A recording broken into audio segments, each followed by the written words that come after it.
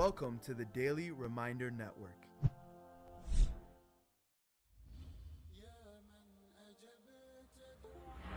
Dua Revival by Majid Mahmood. Make dua, be certain, and take action.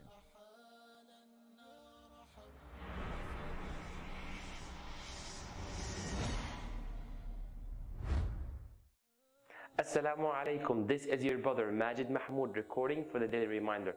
Brothers and sisters, I'm very excited about this series, Dua Revival, and I hope you're enjoying every moment of it. Coming in with our second episode with information that is so crucial that every single Muslim should be aware of. What is that information? I will tell you that through a story. In one of the cities that I lived in, there was a brother who was so committed to coming to the masjid. It was unbelievable. MashaAllah, tabarakallah.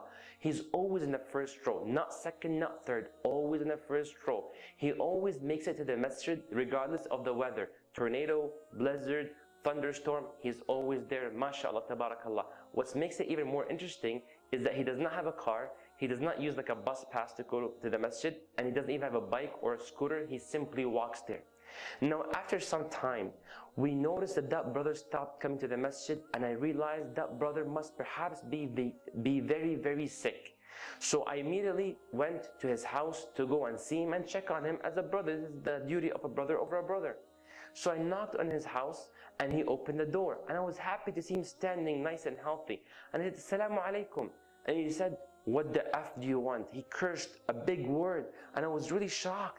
Why would you behave like that? You should you say wa alaikum assalam. But the brother said, what do you want? I'm like, I came to check on you, see everything is fine with you, because I haven't seen you in the masjid for a few days. He's like, you know what? I'm nice and healthy, right? Okay, good for you. Now move on in life. Move, Majid. Then I'm like, subhanallah, but brother, what happened? Like, how can I help? You know, you don't look like you're in the best shape. What's going on? Anything that hurt you, maybe he can support you. He's like, whatever, man. I'm like, please. He's like, okay, come, let me tell you what happened. So he takes me to the basement, to the lower level of his house, and he starts explaining. He's like, for the past 6 months, I've been going to the masjid, praying first row in every salah possible. No matter what the weather is like, thunderstorm, blizzard, tornado, I'm always there. I got no car, no bike, no scooter. I simply walk all the way to the masjid. For 6 months, I've been making dua to Allah, all kinds of dua. Not a single one of them has been responded to by Allah. Why shall I worship Him after all that work? I was so shocked to hear this. I was really sad to hear this, and I told him, brother, haven't you heard of the hadith of Rasulullah sallallahu alaihi wasallam, when he said that whenever a Muslim makes dua to Allah subhanahu wa ta'ala, one of three things happen? He's like, what? I'm like, when you make dua to Allah subhanahu wa ta'ala, number one, Allah would make that dua which you asked for actually come to reality. So if you're always making dua to Allah, Ya Allah, please help cure my friend who's very sick. Number one, Allah will cure your friend who is sick because of your dua. Your dua is risen and Allah brings the cure down to your friend or your brother.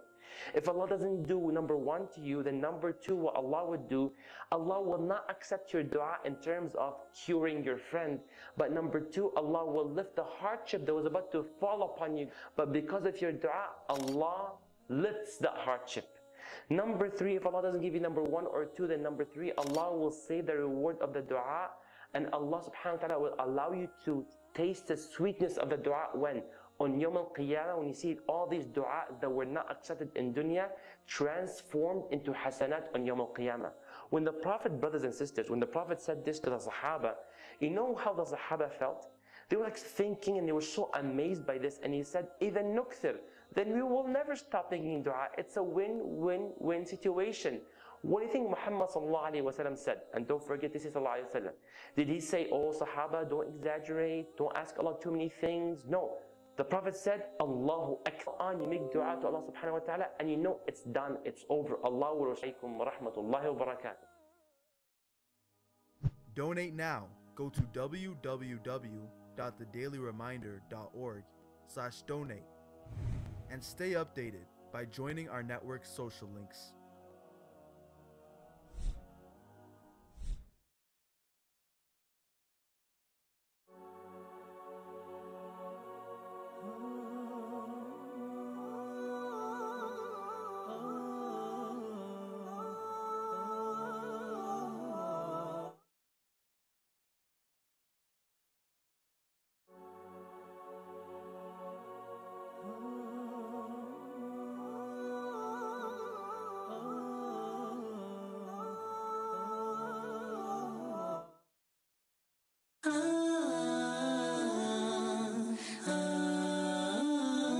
I laughed and they said, "Can't you be modest?"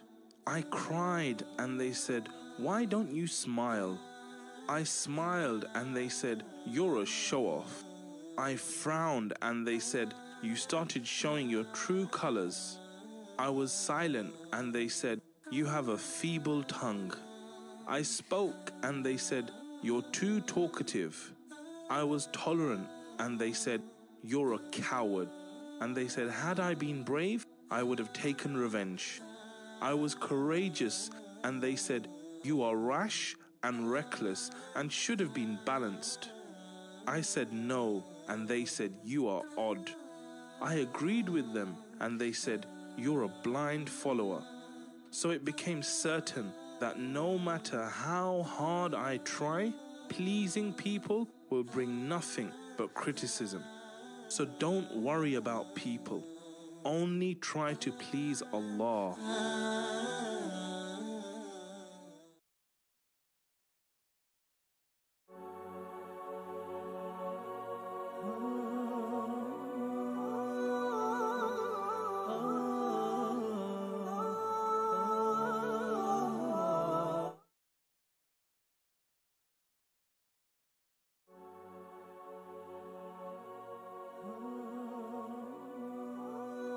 Horizon TV!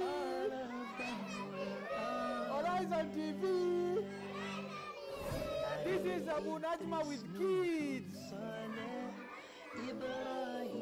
Allah subhanahu wa ta'ala told us in the Holy Quran, فَقُصُصِ الْقَصَصِ, tell stories.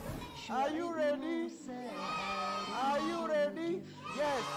So Nuh alayhi salatu wasalam was told by Allah to build an ark, a big ship. So it started to rain. They died, many of them.